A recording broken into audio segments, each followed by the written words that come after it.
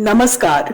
आकाशवाणी रांची के प्रादेशिक समाचार एकांश द्वारा प्रस्तुत है भारत विकास डायरी। इस विशेष श्रृंखला की 12वीं कड़ी के साथ मैं हूं पूनम गिरगिट्टा। यह विशेष कार्यक्रम आगामी लोकसभा चुनावों के मद्देनजर समर्पित है। झारखंड के तहत आने वाले लोकसभा क्षेत्रों पर आज की इस कड़ी में हम विशेष रूप से उल्लेख करेंगे लोहरदगा लोकसभा क्षेत्र के बारे में। लोहरदगा को प्रकृति ने बड़े ही मनोयोग से सजाया है। यहाँ पहाड़ों से गिरते झरने लोगों का मन मोह लेते हैं। कलकल करती नदियाँ और ऊंचे ऊंचे पहाड़ यहाँ की खूबसूरती में चार चांद लगाते हैं। लोहरदगा को बॉक्साइट नगरी भी कहा जाता है। इस क्षेत्र में बॉक्साइट का अकूत भंडार है। लोहरदगा लोकसभा सीट अनुसूचित जनजाति के लिए आरक्षित है। इसके तहत गुमला, लोहरदगा और रांची जिले के कुछ हिस्से आते हैं, जिसके तहत 5 विधानसभा क्षेत्र आते हैं। इनमें लोहरदगा, मांडर, गुमला, सिसई और बिशनपुर हैं। यहाँ कुल मतदाताओं की संख्या 12,34,286 है। वर्तमान समय में यहाँ से भारतीय जनता पार्टी के सुदर्शन भगत सांसद हैं। सांसद सुदर्शन भगत लगातार 3 बार से लोहरदगा लोकसभा क्षेत्र का प्रतिनिधित्व कर रहे हैं। हमारे गुमला संवाददाता नरेश कुमार के साथ बातचीत में उन्होंने अपने क्षेत्र और कार्यों की उपलब्धियां गिनाई। इस लोकसभा सीट से लगातार 3 बार भाजपा से सुदर्शन भगत सांसद हैं। आइए जानते हैं सांसद सुदर्शन भगत से उनके कार्यकाल में किए गए कार्यों के बारे में। स्वाभाविक रूप से आज मेरे कार्यकाल का यह तीसरा टर्म है। लगभग 15 साल मेरे कार्यकाल का समय पूरा होने जा रहा है और हमने पूरी निस्वार्थ भाव से हमने पूरे संसदीय क्षेत्र का विकास करने का हमने काम किया है।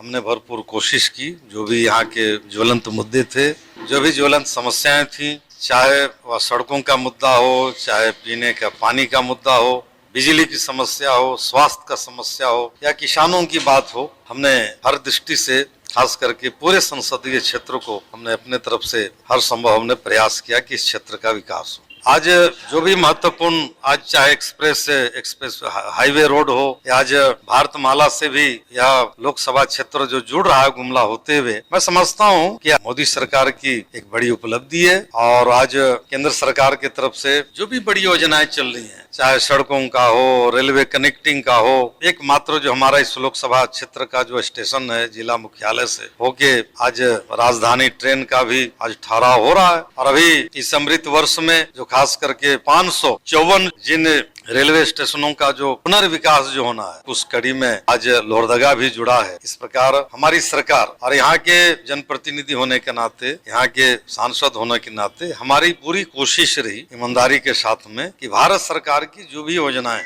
आज चल रही हैं, चाहे किसानों के लिए हो, महिलाओं के लिए हो या हमारे युवा साथियों के लिए हो या इस क्षेत्र के विकास के लिए, भारतमाला के साथ साथ आज मैं समझता हूं कि आज 6 लाइन जसपुर से लेके गुमला होते हुए जो रांची जो मुख्य जो पथ है, स्वाभाविक रूप से विकास का ही एक नमूना है। भारतमाला सड़क जुड़ रहा है गुमला से। इस प्रकार प्रधानमंत्री ग्रामीण सड़क योजनाओं के माध्यम से भी आज गांव-गांव के अंदर में व्यापक पैमाने पर आज मैं समझता हूं कि पक्की सड़कों का, कालीकरण सड़कों का आज निर्माण गांव-गांव तक हुआ है प्रधानमंत्री ग्रामीण सड़क योजना के माध्यम से। इसी प्रकार प्रधानमंत्री गरीब कल्याण योजना के माध्यम से यहाँ के लाखों परिवारों को मुफ्त में आज राशन मिल रही है। इसी प्रकार जनजाति बच्चों के लिए, चाहे वो बालक हो या बालिका हो, आज एकलव्य मॉडल आदर्श विद्यालय इस पूरे जिले में आज बना है। इसके लगभग सभी ब्लॉक चिन्हित हैं। इस प्रकार व्यक्तिगत रूप से अगर कहा जाए तो हमने दोनों जिले मुख्यालय में स्वास्थ्य को देखते हुए 2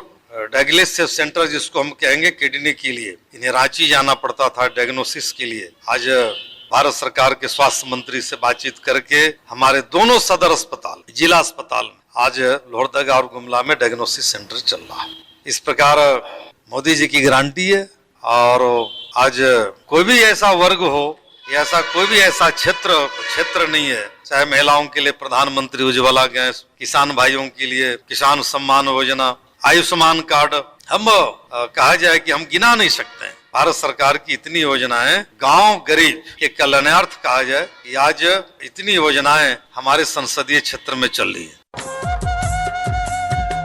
लोहरदगा जिले में लोकसभा चुनाव की तैयारियां जोरों पर हैं। हमारे लोहरदगा संवाददाता गोपी कृष्ण कुमार से बातचीत में जिले के उपायुक्त डॉक्टर प्रसाद कृष्ण वाघमारे ने बताया कि स्वीप के तहत लगातार कार्यक्रमों का आयोजन किया जा रहा है और लोगों को मतदान करने के लिए प्रेरित किया जा रहा है। कहीं साइकिल रैली तो कहीं महिला फुटबॉल मैच, कहीं क्रिकेट मैच तो कहीं हस्ताक्षर अभियान, कहीं पेंटिंग प्रतियोगिता का भी आयोजन किया जा रहा है। जिला प्रशासन द्वारा नए मतदाताओं को सम्मानित भी किया गया है। स्कूलों कॉलेजों में जागरूकता अभियान चलाए जा रहे हैं। देखिए, इस बार जो इलेक्शन की तैयारियां हो रही हैं, इनमें खास तौर पर जो इलेक्टोरल रोल है उसकी प्योरिटी पे बहुत ही विशेष फोकस है।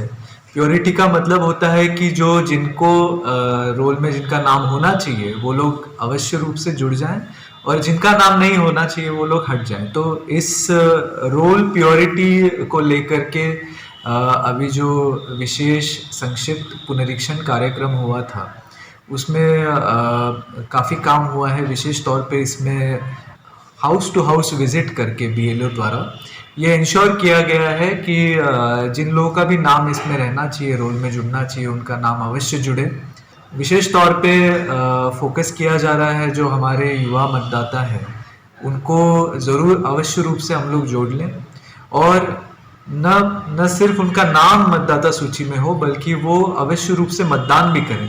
इसके लिए भी जागरूकता कार्यक्रम चलाए जा रहे हैं। जो EVM और VVPAT मशीनें हैं वो किस तरह से काम करती है ये लोगों को समझ में आया, इसलिए कई स्तर पर जो है डेमोन्स्ट्रेशंस किए जा रहे हैं।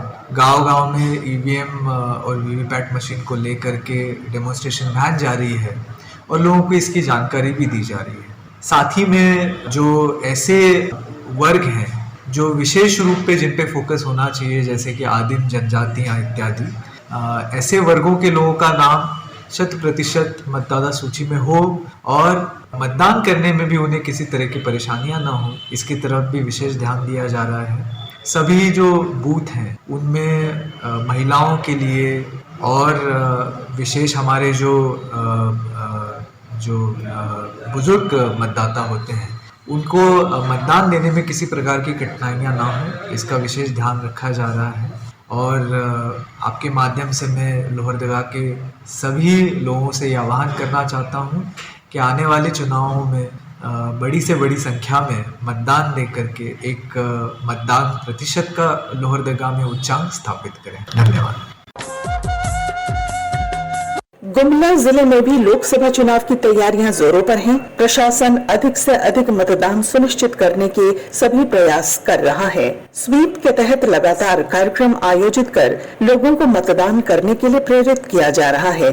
जिले के उपायुक्त कर्ण सत्यार्थी ने हमारे संवाददाता नरेश कुमार से बातचीत में बताया कि अधिक से अधिक वोटर टर्न आउट के लिए सभी कदम उठाए जा रहे हैं। गुमला जिले में लगभग 7,60,000 से अधिक मतदाता है। हमारी जो जनसंख्या है वो 13 लाख से ऊपर है और जनसंख्या का जो मानक है कि लगभग 60% लोग जनसंख्या के 18 वर्ष से ऊपर की आयु के होते हैं, तो लगभग उतना ही इलेक्टेड पॉपुलेशन रेशियो हमने अचीव कर लिया है। तो 7,60,000 मतदाता हैं। डिस्ट्रिक्ट बाउंड्री देखें तो 964 पोलिंग स्टेशन हमारे डिस्ट्रिक्ट बाउंड्री में आते हैं और 994 पोलिंग स्टेशन हैं जिसमें कुछ भंडरा, पेशरा और सेना के भी हैं, जिनकी जिम्मेदारी क्योंकि वो बिशुनपुर AC में पड़ते हैं वो गुमला DO की होगी, तो उन सभी पे तैयारियां की जा रही हैं। तो दो विभिन्न यदि हम चरणों की बात करें तो प्रथम चरण में जो मतदाता सूची है, इलेक्टोरल रोल है, उसके प्यूरिफिकेशन का कार्य, उसमें नए मतदाताओं को जोड़ने का कार्य, जो डेथ या हो गया है जिन मतदाताओं का या जो शिफ्ट हो गए हैं या फिर जिनका डुप्लीकेट एंट्री किया हुआ है उनके डिलीशन का कार्य, जिनके मतदाता सूची में कुछ गड़बड़ी है स्पेलिंग में, एड्रेस में, उसके सुधार का कार्य,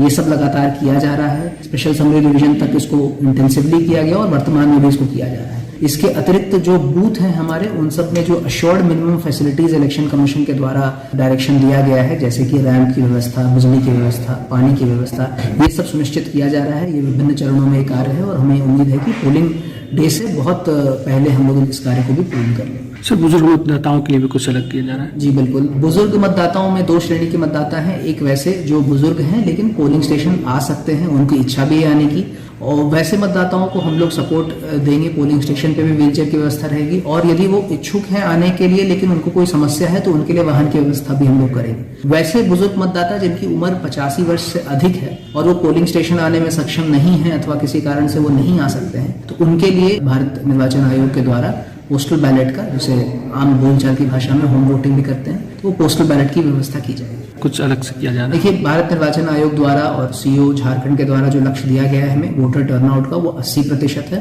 तो हमारी जो पूरी मशीनरी है वो लगी हुई है इसको चिन्हित करने में कि कौन कौन से ऐसे मतदान केंद्र हैं या कौन कौन से क्षेत्र हैं जहां पे हमारा मतदाता प्रतिशत जो था वो राज्य के एवरेज से, जिले के एवरेज से कम था, उन्हें हम चिन्हित कर रहे हैं। अभी 3 सप्ताह का एक स्पेशल कैंपेन भी चलाया जा रहा है, I am verified voter campaign, जिसमें हर एक वोटर को ये इनकरेज किया जा रहा है कि आप मतदाता सूची में अपना नाम देखें, उसका क्रमांक देखें, आप सुनिश्चित हो लें कि आपका नाम मतदाता सूची में है, ताकि जिस दिन पोल डे हो उस दिन आपको कोई हिचक नहीं हो, आप बेहिचक होकर पोलिंग स्टेशन पर जाएं और अपने मताधिकार का प्रयोग करें। और साथ ही साथ जब पोल डे नजदीक आ जाएगा, पोलिंग में 7 से 8 दिन का समय बचेगा, तो हम लोग ये भी इंश्योर करेंगे कि वोटर इन्फॉर्मेशन स्लिप जो होता है वो 100% मतदाताओं के बीच में वितरण हो, ताकि बेझिझक होकर सभी मतदाता अपने मताधिकार का प्रयोग कर सकें। सर, जिले में कुछ ऐसे इलाके हैं जो नक्सल प्रभावित हैं, तो उन क्षेत्रों में सुरक्षित मतदान हो, इसको लेकर क्या की जाए? देखिए, कुछ इलाके निश्चित रूप से हैं जहां पे संभावना है लेफ्ट विंग एक्सट्रीमिज्म की, तो वैसी जगहों पे हम लोग विभिन्न प्रकार के फोर्स मल्टीप्लायर्स जैसे सीएपीएफ की प्रतिनियुक्ति वहां पे होगी, वहां पे कुछ क्लस्टर्स का निर्माण होगा। कुछ जगह है जहां पे हेलीपैड से हम लोग पोलिंग पर्सनल को और मटेरियल को भेजेंगे। साथ ही साथ वेबकास्टिंग की व्यवस्था भी वहां पे की जाएगी। वहां पे एरिया डोमिनेशन की गतिविधि बहुत पूर्व में कंप्लीट कर ली जाएगी, और यहाँ के जितने नागरिक हैं उन क्षेत्रों के सभी से वार्तालाप भी लगातार जारी है, और सभी को ये भरोसा दिलाया जा रहा है कि आपकी सुरक्षा जो है वो सर्वोपरि है, और सुरक्षा के साथ जो है हम लोग जो बंदोबस्त सुरक्षा का होगा वो पूरी तरह से चाक चौबंद होगा। लोहरदगा जिले में केंद्र सरकार की विभिन्न योजनाओं का लाभ लोगों को मिल रहा है। प्रधानमंत्री आवास योजना के लाभुक अरशद अंसारी ने बताया कि उसके पास रहने के लिए घर नहीं था, लेकिन अब उसे प्रधानमंत्री आवास योजना के तहत मकान मिला है। उसकी पत्नी को प्रधानमंत्री उज्ज्वला योजना के तहत गैस सिलेंडर और चूल्हा भी मिला है। मेरा नाम अरशद अंसारी हुआ। प्रधानमंत्री योजना से घर मिला, घर बनाए, बाल बच्चों को पढ़ाते हैं, पढ़ा लिखा के गैस सिलेंडर भी मिला। उसके बाद में कोई दिक्कत नहीं है, ऐसे आवास मिल गया, बना लिए, बच्चों को सबको पढ़ाते लिखाते हैं। गुमला जिले में भी केंद्र सरकार की विभिन्न कल्याणकारी योजनाओं का लाभ लोगों को मिल रहा है। लोग इन योजनाओं का लाभ पाकर खुश हैं। मैं किरण देवी घाटो बगीचा गुमला से हूँ। समूह सहायता केंद्र से जुड़ी हुई हूँ, और पीएम स्वनिधि योजना के तहत मुझे बहुत सारा लाभ मिला, जिसके तहत मैं अपनी पारिवारिक स्थिति सुधारी हूँ, बच्चों को पढ़ाई लिखाई हर चीज में मतलब मेरा साथ मिल रहा है, और आगे भी जुड़े ही रहेंगे। मोदी जी के जो हम लोगों को मिला है सहायता है, उनसे जो भी सरकारी लाभ मिला है उससे मतलब बहुत स्वावलंबी हो गए हैं हम लोग, और आत्मनिर्भर हो गए हैं। किसी के आगे मोहताज नहीं, अपने बच्चों को पढ़ा लिखा रहे हैं, उसके लिए धन्यवाद मोदी जी। मेरा नाम अशोक कुमार साहू। प्राइम मिनिस्टर स्वनिधि योजना के अंतर्गत पहली किस्त 10,000 रुपया का मिला, जिसे मैंने रोजगार किया और समय के अनुसार मैंने चुकता कर दिया। दूसरी किस्त 20,000 रुपया का मिला, जिससे मैंने रोजगार किया, अपने परिवार का भरण पोषण किया, और उसको भी समय के अनुसार मैंने चुका दिया। मैं तीसरी किस्त के लिए अप्लाई किया हूँ, और मैं अपने परिवार का भरण पोषण सही ढंग से कर रहा हूँ। इसलिए मैं अपने प्राइम मिनिस्टर को धन्यवाद देता हूँ। मेरा नाम जगरानी एक्का है। मेरे नाम से पीएम आवास योजना मिला है। पहले तो हम लोग का अल्बेस्टर का घर था, थोड़ा सा रहने में दिक्कत होती थी, क्योंकि पानी आने से बचता था चदरा, और बच्चों को थोड़ा सा पढ़ाई में भी दिक्कत होती थी। अभी इधर ढलाई मकान में रहते हैं तो पढ़ाई में बाधा नहीं होती है, नहीं गूंजता है, इसलिए थोड़ा अच्छा लगता है। इसलिए हम लोग प्रधानमंत्री मोदी जी को धन्यवाद देते हैं। और इसके साथ ही आकाशवाणी रांची के प्रादेशिक समाचार एकांश द्वारा प्रस्तुत भारत विकास डायरी का आज का यह अंक समाप्त हुआ। अगली कड़ी के साथ हम कल हाजिर होंगे। पलामू लोकसभा क्षेत्र की जानकारी के साथ आपसे मुलाकात होगी इसी समय इसी चैनल पर रात 8 से 8:15 बजे। अब मैं पूनम करगट्टा आपसे लेती हूँ विदा। नमस्कार।